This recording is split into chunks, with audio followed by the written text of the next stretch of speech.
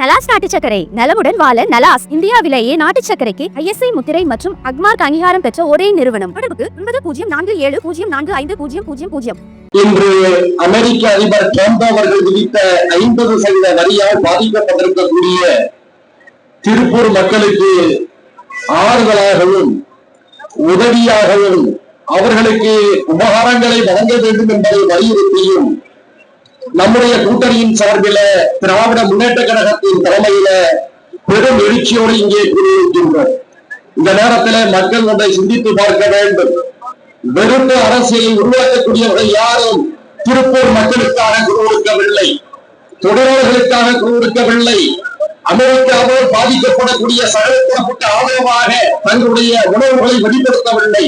ஆனால் மக்கள் எப்போதெல்லாம் பாதிக்கப்படுகிறார்களோ அப்போதெல்லாம் மக்களின் திட்டம் இருக்கக்கூடிய இந்தியா கூட்டணியை சேர்ந்தவர்கள் தான் உங்களுக்கு முன்னால் வென்று கொண்டிருக்கிறார்கள் என்பதை நீங்கள் மறந்துவிடக் கூடாது. நாடு நாடாக மூளை சுற்றிக் கொண்டிருக்கிறார். ஒரு பிரதமர் வெளிநாடுகளுக்கு செல்லக்கூடாது என்று சொல்லவில்லை. ஆனால் ராஜீவ்காந்தி அவருடைய வெளிநாட்டு பயணங்களுக்கும் அதிகமான வெளிநாட்டு பயணங்கள் என்று குறிப்பிட்டிருக்கிறார்கள். ஆனால் தொடர்ந்து 3 முறையாக ஆட்சியில் இருக்கக்கூடிய மோடி அவர்கள் தான் இப்போது அதிகமான வெளிநாட்டு சுற்றுப்பயணங்களை செய்து கொண்டிருக்கிறார். இதனால் நம்முடைய நாட்டுக்கு என்ன கிடைத்தது என்ற ஒரு கேள்வியை நாம் எடுக்க கடமைப்பட்டிருக்கின்றோம். அவருடைய தவறான வலதுசாரி ஆதரவு வெளியுறவுத்துறை கொள்கைகளின் காரணமாக இந்திய மக்கள் பெரும் துன்பத்துக்காகி இருக்கிறார்கள். இந்தியாவுடைய நட்பு நாடுகளும் நட்பு நாடுகளை சேர்ந்த மக்களும் நம்மோடு அந்நியப்பட்டுக் கொண்டிருக்கிறார்கள். இந்த நிலையில் தான் நம்முடைய மாண்புமிகு முதல்வர்கள் நாடு நாடாக சென்று தமிழ்நாட்டுடைய எதிர்காலத்துக்கு வலு சேர்ப்பதற்காக பொருளாதார சிறப்பு மேம்பாட்டு திட்டங்களை அந்த மக்களிடம் எடுத்துச் சொல்லி பொருளாதார ஊக்குவிப்பு நடவடிக்கைகளை ஏற்படுத்திக் கொண்டிருக்கிறார் என்பதை நீங்கள் மறந்துவிடக் கூடாது. இந்த நேரத்தின் அருமை கருதி ஓரிரு செய்திகளை மட்டுமே சொல்லிவிட்டு நான் விடைபெற விரும்புகின்றேன். திருப்பூர் ஒட்டுமொத்த ஆயத்த ஆடை ஏற்றுமதியிலும் 68% பங்களிப்பை இந்த நாட்டிலே வழங்கி கொண்டிருக்கிறது.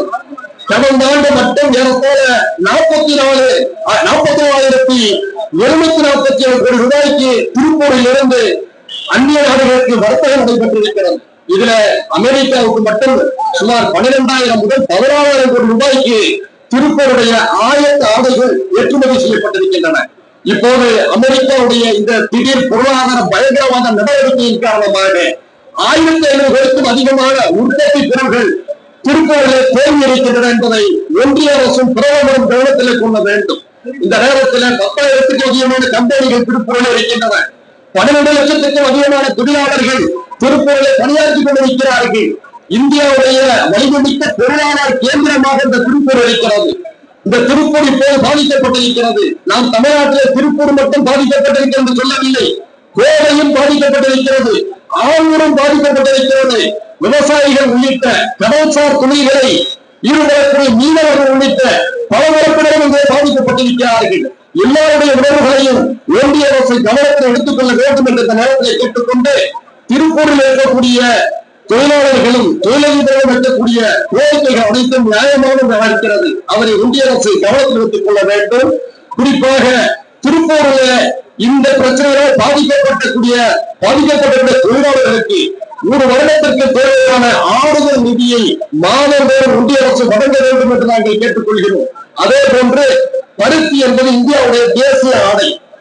அந்த தேசிய ஆடை நெய்வதற்கான பருத்தி இறக்குமதிக்கு 11% வரியை ஒன்றிய அரசு விதித்திருந்தது. தற்போது அதை 3 மாதத்திற்கு இடைநிறுத்தம் செய்திருக்கிறது. இதை 3 மாதத்திற்கு மட்டுமல்ல, ஆண்டு முழுவதும் ஒன்றிய அரசு ரத்து செய்ய வேண்டும் என்று கேட்டுக்கொள்கிறோம். அதே போன்று ஏற்றுமதிக்கான ஊக்கத்தொகையை 2% என்ற அளவிலே வைத்திருக்கிறார்கள்.